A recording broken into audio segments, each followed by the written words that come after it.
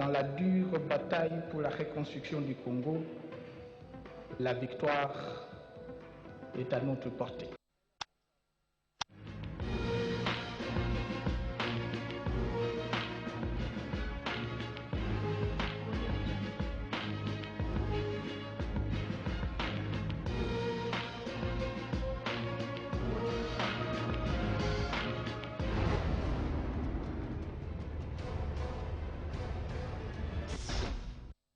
Madame, Monsieur, bonsoir. Un seul titre à la une. C'est parti pour les épreuves hors session pour l'examen d'État édition 2013. Près de 530 élèves se sont mesurés à la dissertation ce matin sur toute l'étendue du territoire national. Bienvenue à toutes et à tous. Merci de nous rejoindre aux 20 h. Comme chaque soir, une pensée aux victimes de l'agression à laquelle fait face notre pays sur son flanc Est. Cela fait exactement 383 jours aujourd'hui. Ils étaient près de 530 à se mesurer ce matin à l'épreuve de la dissertation. Le go vient donc d'être donné par les épreuves hors session édition 2013. Découvrons à travers cette ronde effectuée par la vice-ministre de l'EPSP dans quelques écoles de la capitale. Intéressons-nous surtout sur le choix des sujets qui ont captivé les candidats. Mamie Esther Kabouipi. C'est ce lundi 22 avril 2013 que les finalistes du secondaire ont démarré les épreuves hors session de l'examen d'État sur toute l'étendue du pays, avec comme examen pour cette première journée la dissertation et la rédaction. Au total, 530 000 candidats ont été inscrits pour les secondaires générales, normales et techniques et plus de 6 000 candidats pour les cycles courts. Cette année connaît des innovations, c'est le cas des épreuves traditionnelles des options techniques qui s'est déroulées le premier jour de la session ordinaire, ont été ramenées à la série des épreuves hors session. D'autant plus que ce sont des questions ouvertes et non des choix multiples. En lieu et place de la dissertation, les élèves du cycle court qui eux aussi participent à ces tests font la rédaction dans la série de hors session. La vice-ministre de l'enseignement primaire, secondaire et professionnel, Magui Rwakabouba, qui accompagnait une forte délégation à visiter quelques centres de la capitale. Question de se rendre compte du bon déroulement du dit examen. Tout se passe dans les bonnes conditions. Même, nous pensons, évidemment, nous avons une pensée particulière pour nos élèves à l'est du pays qui souffrent de cette guerre, mais on a pris des dispositions avec des partenaires, entre autres la MONUSCO, pour pouvoir sécuriser les centres. Par rapport aux années précédentes, l'année 2013 connaît un accroissement des effectifs de l'ordre de 6,5% pour les secondaires générales, normales et techniques, tandis que le cycle court connaît une baisse des effectifs de l'ordre de 6,6%. Merci Mamie Esther Kaboué. Comme ceux de Kinshasa, donc à travers tout le pays, ils étaient à peu près 530 000 candidats à avoir effectué l'épreuve de la dissertation ce matin. Le projet de loi autorisant la ratification du protocole de la SADC sur la finance et l'investissement a été présenté ce lundi à l'Assemblée nationale par le vice-ministre des Finances Roger Chulungu. Juste après avoir présidé cette plénière, Aubin Minaku, président de cette chambre, a reçu en audience le président du Comité international de la Croix-Rouge, Poncien Chisungu Mamba Kabala. Après débat ouvert, puis clos sur le projet de loi autorisant la ratification du protocole de la SADC sur la finance et l'investissement, les députés nationaux l'ont déclaré recevable ce lundi 22 avril 2013. En conséquence, la commission mixte Relations extérieures, Ecofin et contrôle budgétaire a été chargée pour un délai de 4 jours d'en faire le rapport assorti de l'examen approfondi, a précisé le président de l'Assemblée nationale, l'honorable Beminakou. L'économie générale exposée de ce projet de loi par le vice-ministre des Finances indique que le protocole sur la finance et l'investissement de la SADC vise entre autres le soutien de la croissance économique dans l'objectif de stimuler l'investissement et de développer le secteur financier de la sous-région à travers l'harmonisation et la coordination de la gestion macroéconomique des États membres. S'agissant de la RDC, Roger Chilungu Runika a rappelé à l'attention de la plénière que le gouvernement congolais avait signé ce protocole le 18 août 2006 à Maseru, au Lesotho, mais ne l'a pas encore ratifié. Au registre des audiences, le président du Comité international de la Croix-Rouge, reçu ce lundi par l'honorable Beminakou, lui a exprimé sa gratitude par rapport au soutien de l'Assemblée nationale face aux différentes dispositions qui régissent les droits internationaux humanitaires. Peter Morer est en séjour de travail en RDC. L'ambassadeur de la République d'Afrique du Sud a également rencontré le président de la Chambre du Parlement. Le renforcement de la diplomatie parlementaire a été au centre de leurs échanges. Avec le président du Sénat, le numéro 1 de la Croix-Rouge a été sollicité le soutien du Parlement dans l'action humanitaire en RDC. Bertin Ekofo, Issaos.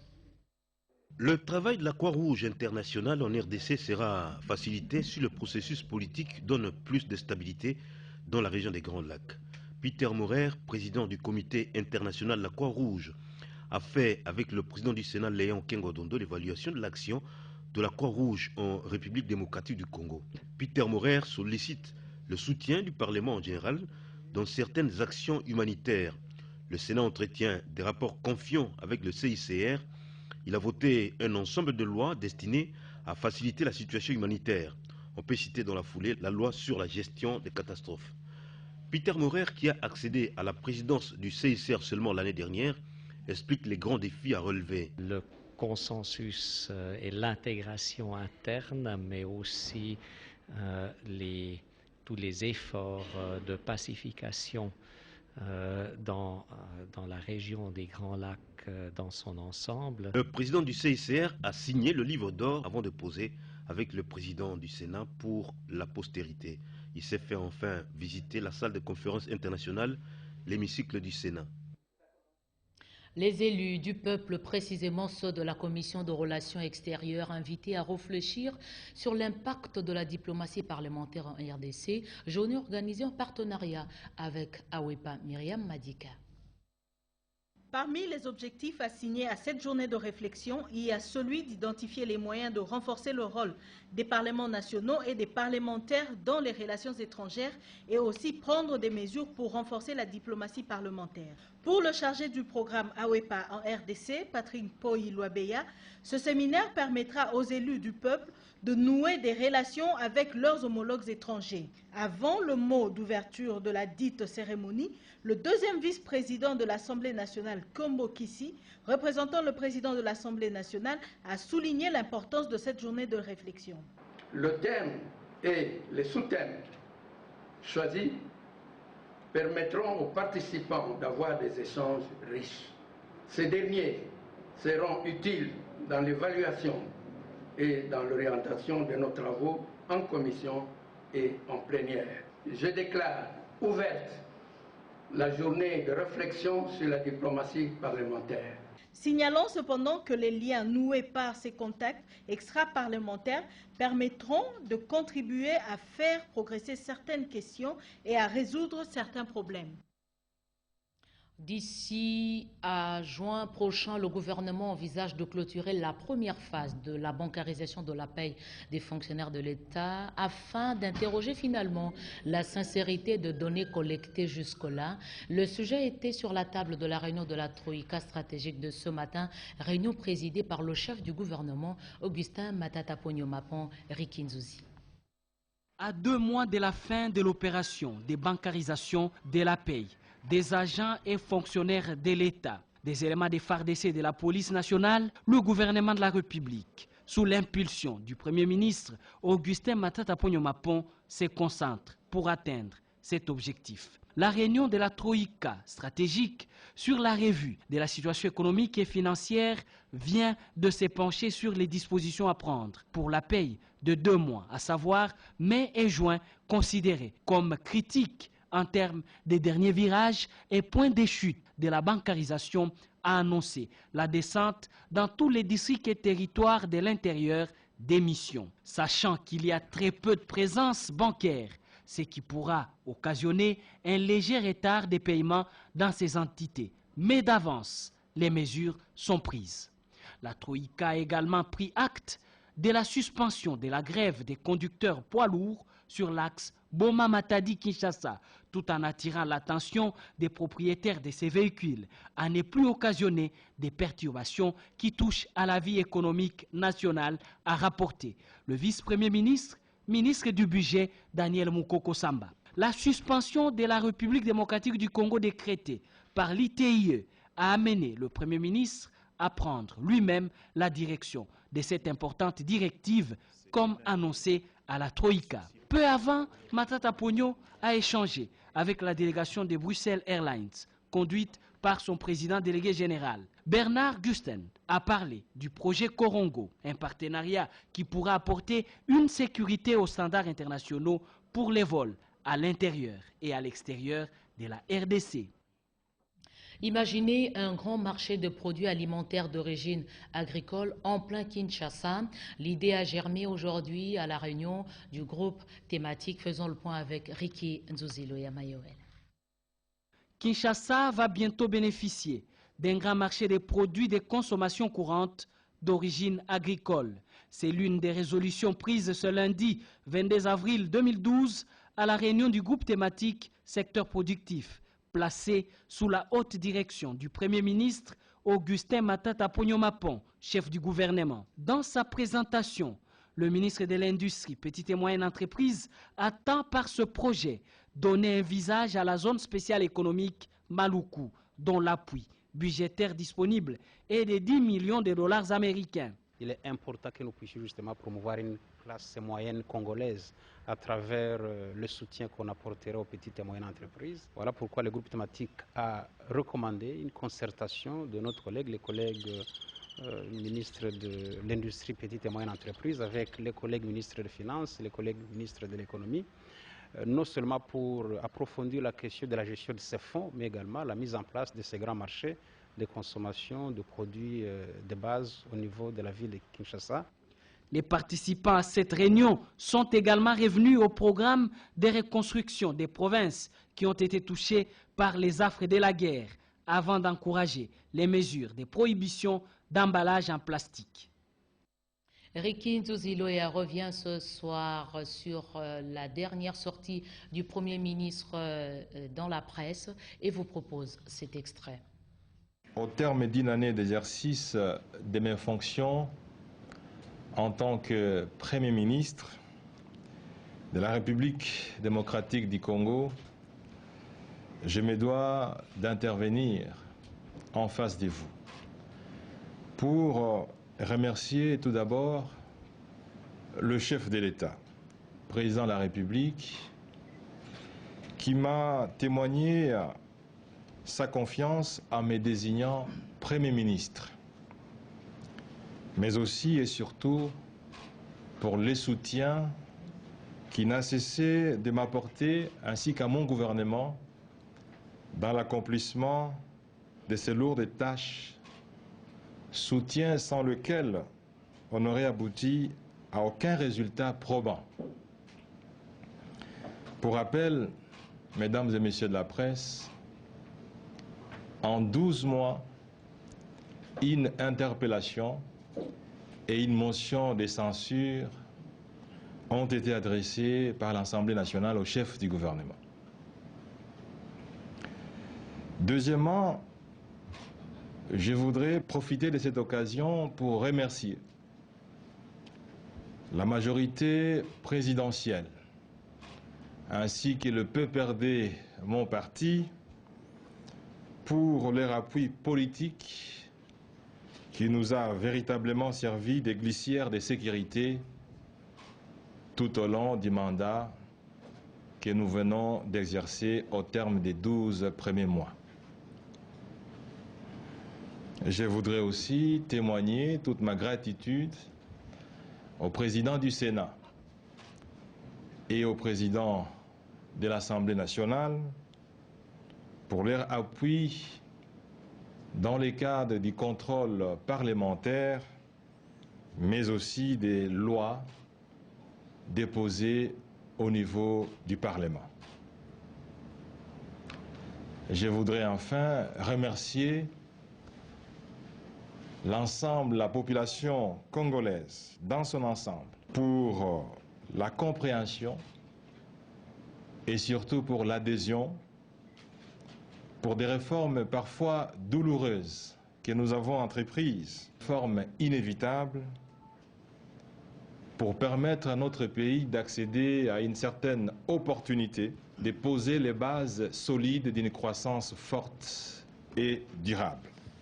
Je voudrais enfin remercier la presse que vous êtes pour nous avoir compris dans cette démarche qui consiste parfois à naviguer à contre-courant. Nous avons pris l'engagement de fonctionner avec vous et de naviguer avec vous. Les lampions se sont allumés ce lundi sur la 3e édition de la semaine visant la réduction de la mortalité et morbidité liées aux maladies évitables par la vaccination, travaux lancés par le ministre de la Santé publique Félix Kabange-Numbi. Sauvant des vies, prévenant des infirmités, vaccinant, c'est le thème de la 3e édition de la Semaine africaine de la vaccination, lancée ce lundi 22 avril 2013 par le ministre de la Santé publique. La 3e édition, qui part du 22 au 28 avril 2013, a prévu des activités de plaidoyer et de sensibilisation en vue de contribuer à la réduction de la mortalité liée aux maladies évitables par la vaccination. Les représentants des sociétés cellulaires Tigo et Airtel se sont engagés à faire réussir cette campagne pour qu'elle puisse donner de bons résultats par la sensibilisation de leurs abonnés. La représentante de l'UNICEF a encouragé les réformes initiées par le gouvernement pour l'amélioration de la santé de la population. Le directeur du PEV a brossé la situation de la vaccination en RDC qui illustre des performances et il a présenté des perspectives pour 2013. Le ministre de la Santé, le Dr Félix Kabange-Numbi, a soutenu que promouvoir la vaccination, c'est protéger les enfants et les préparer pour l'émergence du pays. Ainsi, autant j'attends que le programme élargi de vaccination fasse de cette semaine une œuvre utile pour renforcer l'offre des services et pour drainer et consolider un soutien massif. Merci Chimène Kamoka. L'idée du partenariat gouvernement-université congolaise a occupé les échanges au cours de la 41e session extraordinaire du Conseil d'administration des universités. Les directeurs des universités publiques congolaises viennent de participer à la 41e session extraordinaire du Conseil d'administration des universités du Congo, du 18 au 20 avril 2013. Ils ont examiné des dossiers académiques, administratifs et financiers, et ceux liés à la promotion et nomination du personnel académico-scientifique et administratif, ainsi que des recommandations relatives au partenariat université-gouvernement, sorties de la rencontre du 15 avril entre le Premier ministre et le corps universitaire. Dans 2 mois, le Conseil va déposer les propositions concrètes sur les méthodes d'organisation de la recherche au niveau national, appuyées par un état des besoins chiffrés. S'agissant de la nomination et promotion du personnel, certains dossiers ont été reçus, d'autres réservés par manque de pièces. Le Conseil a renvoyé toutes les candidatures de la diaspora aux universités pour examen approfondi. Quant au budget 2013, le Conseil a recommandé aux universités oubliées de déterminer leurs besoins pour obtenir des crédits. Le Conseil a rappelé aux recteurs le paiement de leur quotité annuelle. Le président du CAU, Monseigneur Chibangu Chichikou, a cité quelques défis à relever pour la révalorisation des universités congolaises, qui, selon le ministre de l'ESURES, le professeur Bonaventure Tchelo, les universités sont la lumière qui éclaire le pays. Il a appelé le recteur au respect des normes dans le recrutement des étudiants et du personnel. La Chine et la RDC ensemble pour relancer l'agriculture et mettre en place un système de production, de transformation et de la commercialisation de poissons. Un protocole d'entente vient d'être signé. Explication Teti Samba, Floribert Kinanga Moussaji. Le ministère de l'Agriculture et du Développement rural et Chain Africa Investment Federation, CAF en sigle, viennent de procéder à la signature d'un protocole d'entente en vue de définir les modalités de collaboration entre les 2 parties prenantes. Ce protocole vise à baliser la voie à la signature d'un contrat de collaboration après les études de faisabilité par le ministère et CAF pour la réalisation des projets de relance agricole et la mise en place d'un système de production, de transformation et de la commercialisation des poissons. La partie congolaise était représentée par le ministre de l'Agriculture et du Développement rural, Jean Chrysostome Vaimouti, et la partie chinoise par le président de la Fédération Anan. Selon les termes du protocole, le ministère s'engage entre autres à fournir à Chain Africa Investment Federation tous les documents et informations nécessaires, notamment les dossiers techniques et les sites où seront exécutés les différents projets. Pour sa part, CAF promet de fournir des équipements de qualité conformément aux définitions techniques qui lui seront remises par le ministère. Les aspects économiques de l'activité qu'entreprend dans le pays Kibali Gold Mining ont été évoqués au cours d'un entretien que le ministre de l'économie nationale a accordé à la direction de cette entreprise minière Pierre Mbouyou, Pires Mokeba. L'état d'avancement du vaste projet aurifère de Kibali Gold Mines a été porté à la connaissance du ministre de l'économie et commerce, Jean-Paul Ndemoya Tobagebole, par la direction générale de cette joint venture, Angol Resources, Anglo Gold Ashanti et Sokimo. La grande nouvelle et la bonne nouvelle, c'est que nous confirmons que nous allons commencer la production de l'or cette année, dans le dernier trimestre de cette année. Cela, c'est selon le chronogramme qui avait été établi et dans les budgets qui avaient été impartis. En plus de ces avancées significatives, Kibali Gold s'engage à respecter les processus de la révision du code minier congolais. On cherche à tirer les bénéfices beaucoup trop tôt par rapport à ce que ce code minier peut offrir. Dungu Faradje Ingbokolo dans le territoire d'Aro, des cités parcourues par le gouverneur Jean Bamanissa de la province orientale, son message à la population: déposer les armes et participer à l'effort de la reconstruction du pays. Ingbokolo, localité située à plus de 80 km de la cité d'Aro, est les bastions des bandits armés qui sèment mort et désolation, non seulement parmi les populations civiles, mais aussi parmi les forces loyalistes. Malgré cette situation explosive, Jabamanissa Saïdi est allé à la rencontre de ses compatriotes. Dans son adresse à la population, le gouverneur a, au nom du chef de l'État, Joseph Kabila Kabange, exhorté tous les fils et filles égarés d'Ingbokolo qui, pour exprimer leurs revendications, ont pris les armes, de les déposer et quitter la brousse. Au nombre de ces revendications, de l'emploi pour les universitaires chômeurs, mais aussi et surtout les tracasseries policières et administratives, la réhabilitation de la route Aru-Ingbokolo. À Dungu et Faradje, qui ploient sous la menace des résiduels de la LRA, le gouverneur qui salue la bravoure des FARDC qui ont réussi à mettre en déroute l'ennemi, appelle les populations à la vigilance.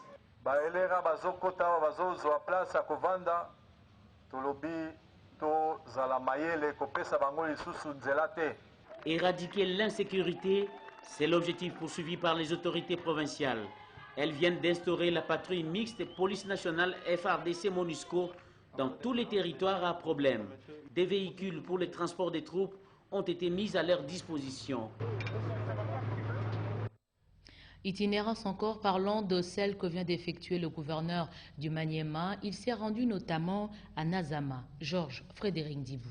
Maza a constitué la deuxième étape de l'itinérance du gouverneur de la province du Maniema, Tutu Salmo Pascal, qui a été triomphalement accueilli par la population de cette contrée, chef-lieu du secteur Bébé Ouamaza. L'autorité provinciale a tenu un meeting populaire où il a invité la population au travail et à l'autoprise en charge. Le gouverneur du Maniema a également déployé d'intenses activités. Il s'est rendu sur le pont Lulindi, en destruction situé à 40 km de la localité de Ouamaza, dans le secteur de Bébé Lulindi. Une occasion pour le gouverneur de constater le dégât subi par ce pont, la difficulté de traverser des élèves et des populations qui utilisent désormais la pirogue, d'où une étude de faisabilité s'avère nécessaire pour permettre la recherche d'un financement nécessaire pour ce pont. Tutu Salmo Pascal a visité le bureau du secteur de Bébé Ouamaza en réhabilitation et les centres de santé de référence de Ouamaza. Il s'est rendu compte des conditions difficiles de travail du personnel soignant. Le gouverneur Tutu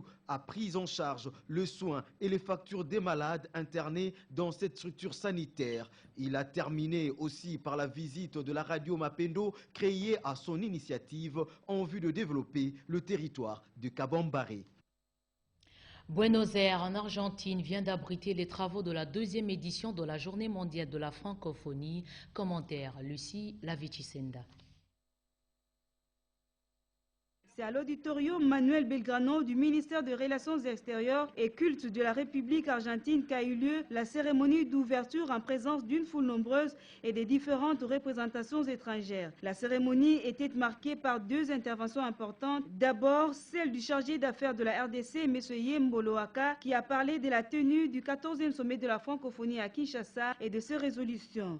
Étant donné que la République démocratique du Congo, mon pays, préside notre espace politique et linguistique pluriculturel depuis le sommet de Kinshasa en octobre de l'an dernier, défi relevé grâce à l'appui aux efforts de notre président Joseph Kabila Kabange au nom de la solidarité chère à l'Organisation internationale de la francophonie, notre organisation. Ensuite, l'ambassadrice du Canada en Argentine, Mme Ginette Coutts, a fait l'apologie de la francophonie en insistant sur le dernier sommet de Kinshasa qui a réussi de réunir un plus grand nombre de chefs d'État et des délégations de l'espace francophone. La deuxième édition de la Journée mondiale des francophonies de Buenos Aires a été marquée aussi par plusieurs manifestations publiques, dont la gastronomie des pays représentés, l'exposition touristique et culturelle. Le groupe Tam Tam Congo a agrémenté cette journée qui s'est terminée par la coupure du ruban par les ambassadeurs de pays francophones qui ont déposé une gerbe de fleurs au piédestal du monument du général Saint-Martin.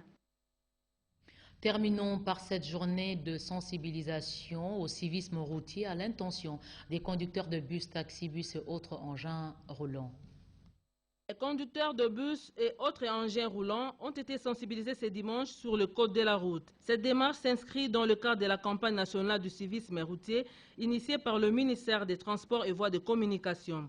Selon l'ingénieur Valé Manga Wilma, président de la Commission nationale de la prévention routière, cette campagne contribuera à la réduction des accidents de circulation à Kinshasa. Il a également démontré le souci du gouvernement préoccupé par la modernisation de la voirie urbaine de voir les usagers de la route s'impliquer davantage dans la sécurité routière. Un documentaire sur quelques accidents de circulation à Kinshasa a été projeté avant un débat de clarification soutenu par les uns et les autres qui ont donné leur point de vue sur la problématique d'accidents graves. Cette campagne va aider les transporteurs à comprendre que la route est un espace dangereux régi par les normes internationales que tout le monde doit maîtriser pour protéger les usagers de la route. À l'occasion de cette journée de sensibilisation, des équipes d'agents et cadres de la Commission nationale de la prévention routière ont été déployées sur terrain de la première rue à la 17e rue Lumété pour distribuer des dépliants de code de la route, mais aussi pour aider des piétons à traverser la chaussée.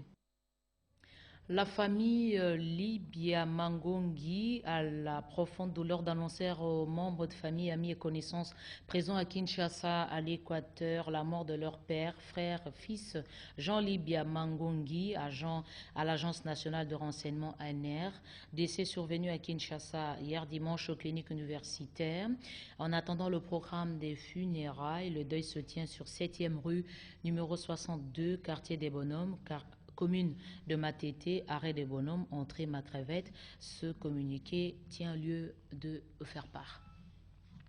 Merci à vous d'avoir suivi ce journal à travers le monde, édition de Joël Lungenza, réalisé par Odilon Okayuma, supervision éditoriale Guillaume Koukou Mamengi Pandji. Grand merci à l'équipe rédactionnelle Téti Samba, Hervé Poudi. Retrouvez à 23h Louis Dorbalekela. Je vous retrouve lundi avec le même plaisir.